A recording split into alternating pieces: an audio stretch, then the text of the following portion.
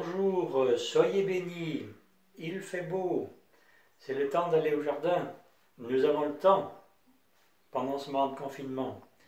Et puis Truffaut vient de rouvrir les Jardilandes, donc vous allez pouvoir faire du jardin. Et l'idée m'est venue de vous parler de la parabole du semeur. Alors pourquoi parler de la parabole du semeur? Déjà, je vous lis Marc 4, à partir du verset 3, écoutez, le semeur sortit pour semer, comme il semait, une partie de la semence tomba le long du chemin, les oiseaux vinrent et la mangèrent, une autre partie tomba dans un endroit pierreux où elle n'avait pas beaucoup de terre, elle leva aussitôt, parce qu'elle ne trouva pas une terre profonde, mais quand le soleil se leva, elle fut brûlée et sécha faute de racines. Une autre partie tomba parmi les épines montèrent et l'étouffèrent, elle ne donna pas de fruit. Une autre partie tomba dans la bonne terre, elle donna du fruit qui montait et croissait. Un grain en rapporta 30, un autre 60 et un autre 100. Alors l'explication, bien sûr, voilà, ensuite à partir du verset 14, le semeur sème la parole, c'est donc la parole de Dieu. Ceux qui sont le long du chemin où la parole est semée, ce sont ceux qui ne l'ont pas plutôt entendu que Satan arrive et en enlève la parole qui a été semée en eux. De même, ceux qui ont reçu la semence dans les endroits pierreux, ce sont ceux qui entendent la parole et la reçoivent aussitôt avec joie, mais ils n'ont pas de racine en eux-mêmes. Ce sont les hommes d'un moment. Et dès que survient la tribulation ou la persécution à cause de la parole, ils y trouvent une occasion de chute. D'autres ont reçu la semence parmi les épines, ce sont ceux qui entendent la parole, mais en qui les soucis du monde, la séduction des richesses et l'invasion des autres convoitises étouffent la parole et la rendent infructueuse. D'autres ont reçu la semence dans la bonne terre, ce sont ceux qui entendent la parole, l'acceptent et portent du fruit. Un grain en donne 30, un autre 60 et un autre 100. Ok, donc la semence, c'est la parole de Dieu. J'aimerais vous dire que vous avez la meilleure des semences. La semence par excellence. Dans le psaume 119, verset 14, elle est comparée à tous les trésors. La semence que vous avez à votre disposition est la meilleure. Conclusion 1. Nous avons la meilleure des semences à déposer dans nos vies. C'est un trésor et c'est à quoi le Seigneur nous appelle. 2. Nous avons une terre à préparer. Verset 9, il est dit que c'est la bonne terre. C'est dans la bonne terre que la bonne semence va pouvoir prospérer, va pouvoir grandir et va pouvoir porter du fruit. Une bonne semence, mais avec une bonne terre. Une terre préparée, une terre de jardinier. Tout bon jardinier sait qu'il doit préparer sa terre avant de semer. Il y a différentes préparations, il y a différentes écoles de jardinage.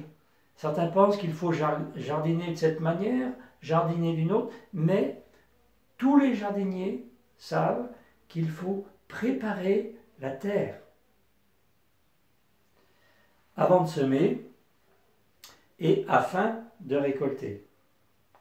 Alors là, nous avons 4 types de préparation qui n'en sont pas forcément.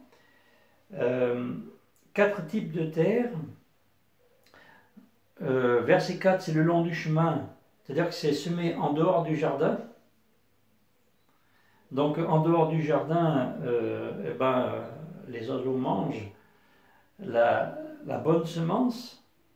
C'est quelqu'un qui ne comprend pas la parole ne produit aucun effet, Satan va la ravir.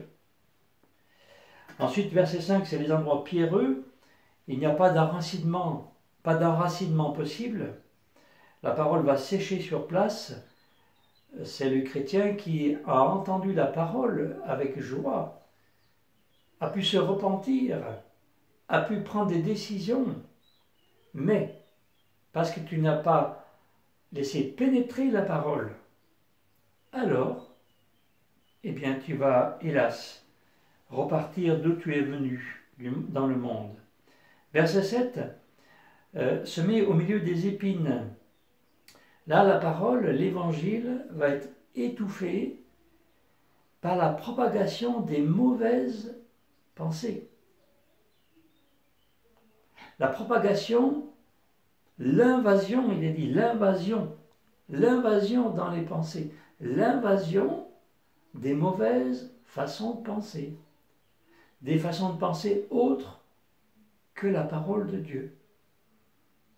Nous pouvons nous laisser envahir par toutes sortes d'autres façons de penser que la pensée de la parole de Dieu. Nous devons revenir constamment, et il va falloir, et en ce moment, n'est-ce pas, il va falloir élaguer, arracher les racines de ces mauvaises façons de penser, parce que, nous allons le voir un petit peu après, nous risquons que l'évangile soit étouffé. Enfin, verset 8, il est parlé de la bonne terre, donc c'est une terre qui est préparée. Conclusion 2. La meilleure des semences, la parole de Dieu, ne changera pas ta vie si tu ne travailles pas ton cœur, si tu ne prépares pas ton cœur pour la recevoir. Il est dit, prépare-toi à la rencontre de ton Dieu. Je répète, prépare-toi à la rencontre de ton Dieu. Prépare-toi à recevoir la parole. Prépare-toi à vivre la parole. Prépare-toi. Prépare ton jardin. Le jardin semé, mais semé où? Il est où le jardin? Je le disais il y a 2 minutes, le jardin, c'est nos pensées. Le verset 19 parle de soucis, de séduction, de convoitise, etc., d'invasion. Tout cela, c'est dans nos pensées. Où est-ce que la parole de Dieu va être semée? Elle va être semée dans tes pensées. Tu vas la semer dans tes pensées. C'est dans tes pensées que tu vas la faire entrer en profondeur. C'est tes pensées que tu vas préparer à recevoir la parole. Ce jardin, c'est tes pensées. Et donc, tout à l'heure, je vous le disais, l'épine actuelle, une des épines actuelles, eh bien, c'est Covid-19. On va y revenir quand même. Maladie Covid-19, malade Covid-19, je téléphone pour avoir des nouvelles. Pour le Covid-19, je fais des Skype Covid-19, confinement Covid-19, déconfinement Covid-19, on pense à tout ça. Conclusion 3. Covid-19 va étouffer la bonne semence qui est en toi, dans tes pensées. L'évangile.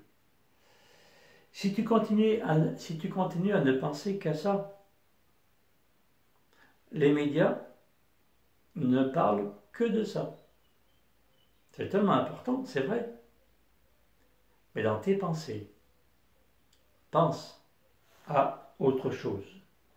Alors, pensez à quoi? Bien, Colossiens chapitre 3, verset 2 nous dit « Pensez à ce qui est en haut ».